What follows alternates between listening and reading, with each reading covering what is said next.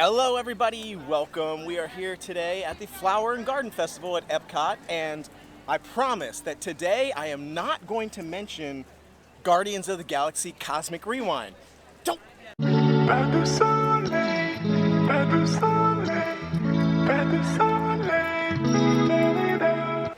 it! Too late. Oh well, after this, I'm not going to mention it. I promise. It's going to be our first episode since it opened where we don't actually talk about Guardians of the Galaxy. We did write it, by the way, earlier. But anyhow, that's not part of the episode. So we are here because we're getting close to the end of the Flower and Garden Festival, and there's still a couple of things that we want to try before it's gone. Food and Wine Festival is coming up very soon, and I am so excited. All new foods and booths, and I can't wait. It's just going to be a total change. So let's get going and try some of those last few remaining food items that we have been waiting for.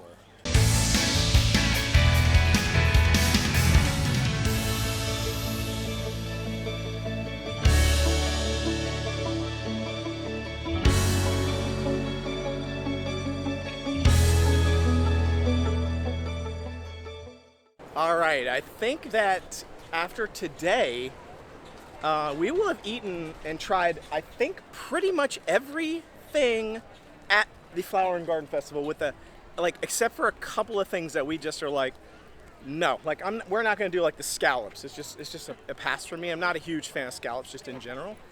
But for the most part, I feel like we will have tried pretty much everything.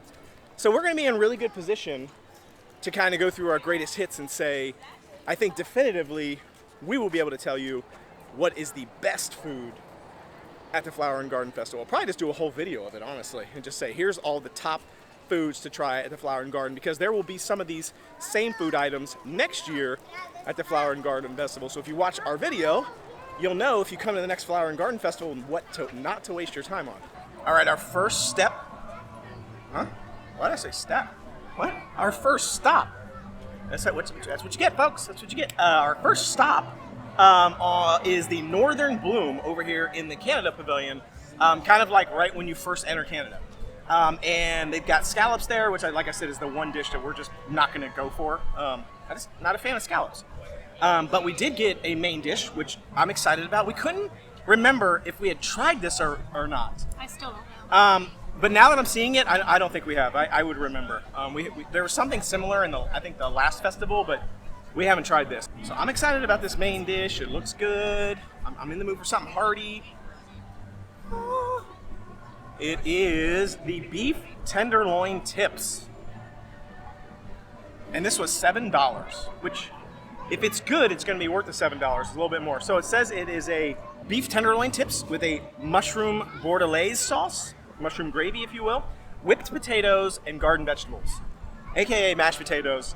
I hope these garden vegetables are better than the garden vegetables that were over there at that other booth, because that was busted. If you want to know what we're talking about, I'll put the video link below. Baby vegetables.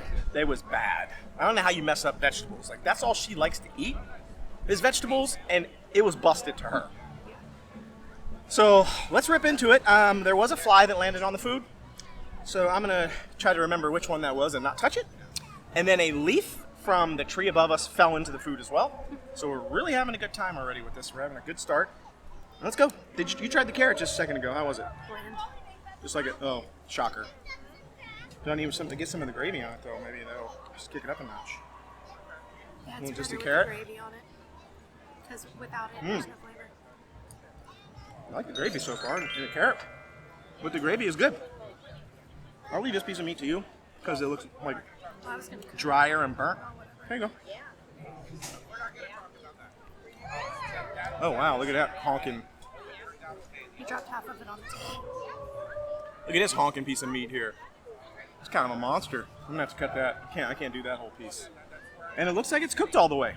Yeah, it's extremely tough. It's hard to cut. It looks very tough. And it's hard to eat. Yeah, here we go. You can see it right there. Check that out. See that? I don't even know if you can see it, but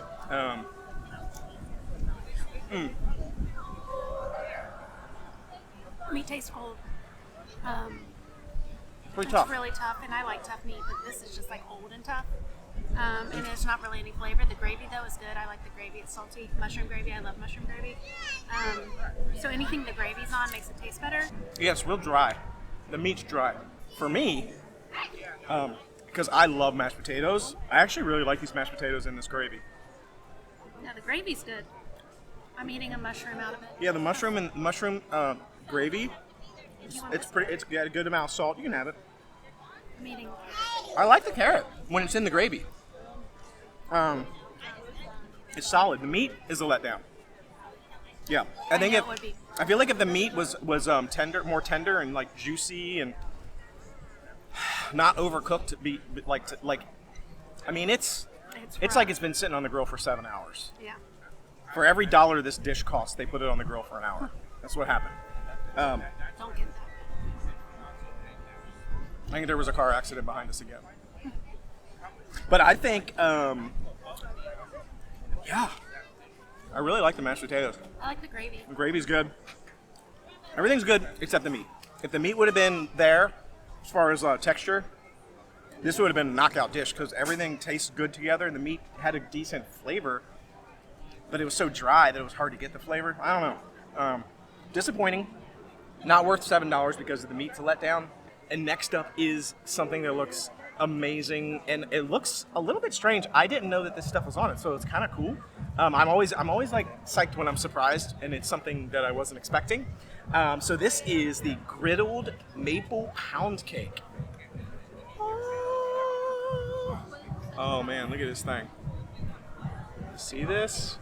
Look at this thing. Oh, it looks crazy good.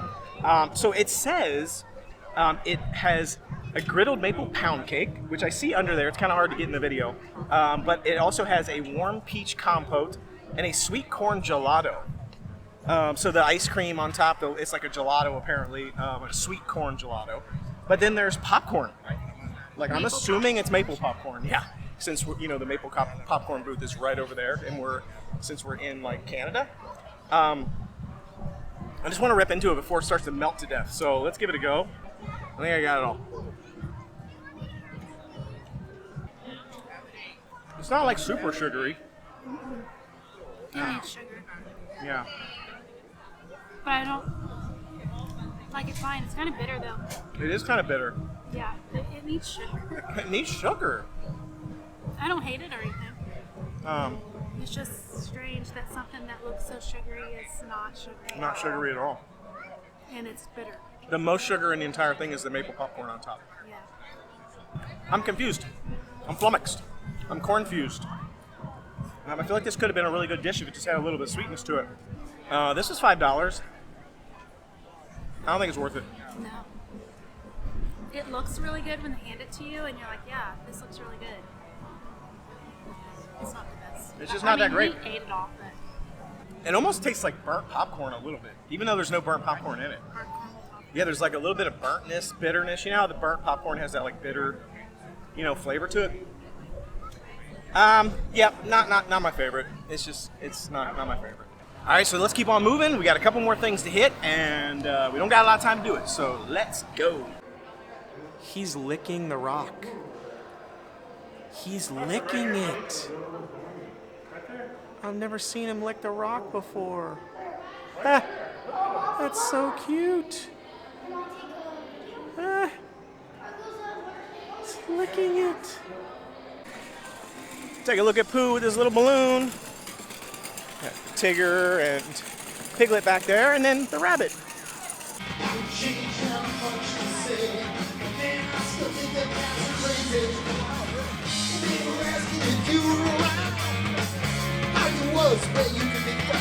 Our next stop on our tour around the World Showcase is Tangierine Cafe, the flavors of Medina, which is actually right behind us.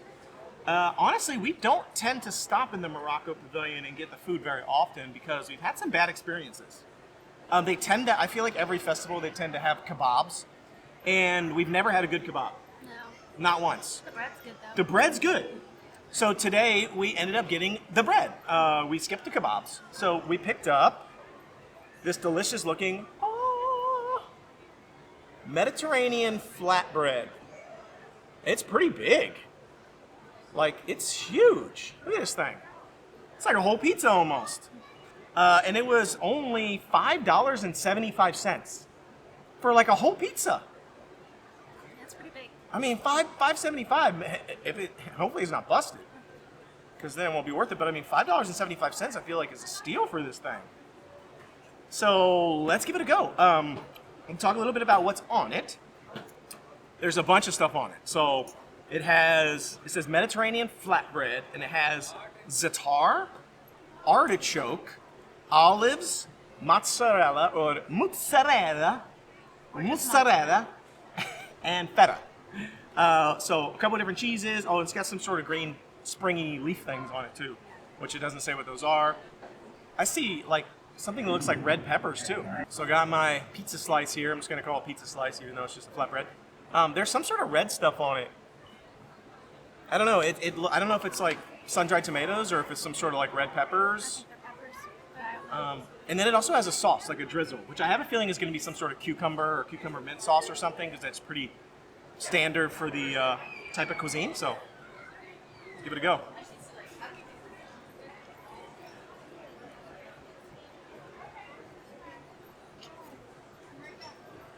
I don't know what the red things are, but I think they're pickled.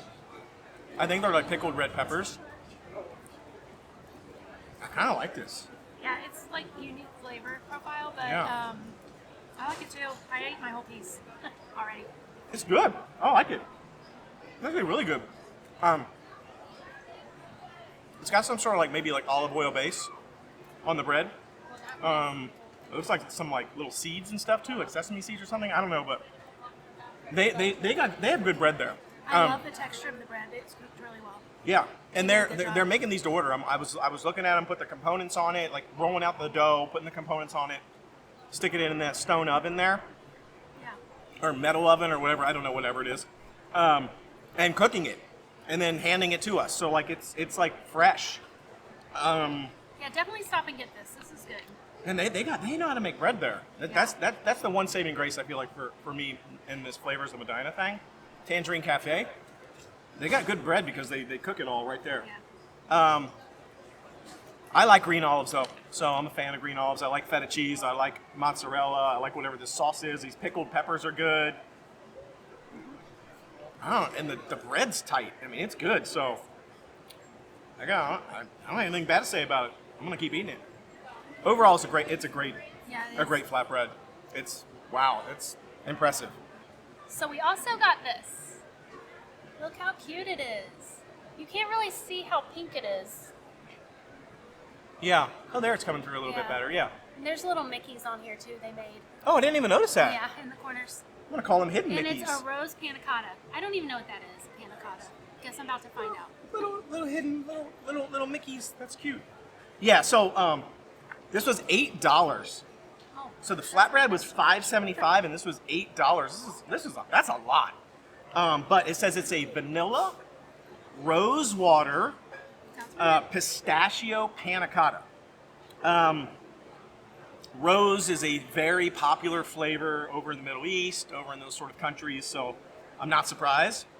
I'm not a huge fan of rose flavored things, although I do like rose rose Turkish delight. I've had actual like fresh, awesome, amazing rose flavored Turkish delight in Turkey when I was in Turkey, and it was phenomenal. I just loved it. There's nothing like a good Turkish delight in Turkey, like fresh. Let's break into this thing. It looks interesting. I don't even know what's going to happen. I've never had this kind of panna cotta before. I don't know if it's like a gelatinous thing in the middle. If this is just white chocolate on the outside, I don't know. So let's crack into it. Oh yeah, wow, well, that's interesting. Okay, so let's see what we can get here. The sauce. What do you think? I don't hate it. It's not bad. It's a light flavor. And there's that afternote of that rose. It just came through right at the end there. I just felt this little tug of like rose flavor, aka flower. Tasted like a flower. I'm gonna try this. I don't know what's going on with this rose petal thing here. It's falling I like apart. the pistachio. I like the pistachios it's sitting on. There's like crumbled up pistachios. I didn't think I was gonna like that, but I do. Yeah. I don't really care about the rose cover or whatever it is, the petals. Just tastes like white chocolate. But I kind of dig this. There's some sort of like jam or something. I don't know how else to describe it. Let's see if I can get it in the video. Yeah, right here, there's some sort of like, I don't know, jam or gelatinous stuff. I don't know if it's the same as these little like dollops that are on the corner here, which you can't see very well because I'm doing a very poor job of showing you. Those little like Mickeys in the corner. Maybe it's sort of like a version of that. I don't know. But the little dollops on the outside are really good. I like the flavor of those a lot. It's kind of like a strawberry almost flavor. I kind of like this. It's pretty good. I think $8 is too much. I think eight bucks is too much. You're paying for the facade, the visual aesthetic of it. So it is cute and it's going to be Instagram worthy. Yeah.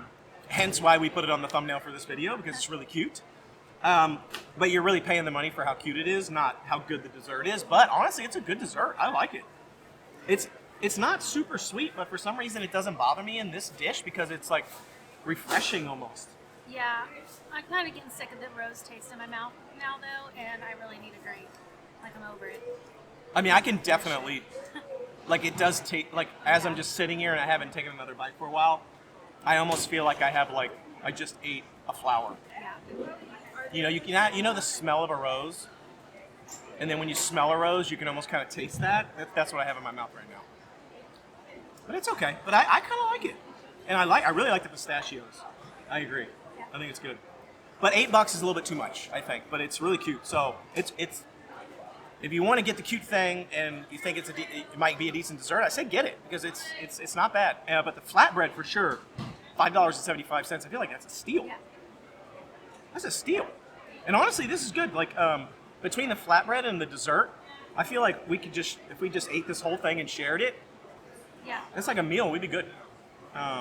If you like kebabs, you could throw a kebab in there, but I wouldn't because I don't like them. They've never been good here. There's just something about them. I don't know what it is. Getting a sneak peek at some of the Food and Wine Festival booths that are popping up around the World Showcase. Looking forward. I've seen a couple of these so far.